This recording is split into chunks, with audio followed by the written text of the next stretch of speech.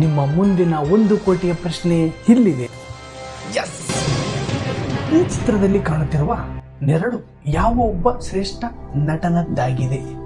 Option A Seenanna, option B Manjanna, option C John Seenanna, option D Johnny ಸೀನ್ ಸಣ್ಣ.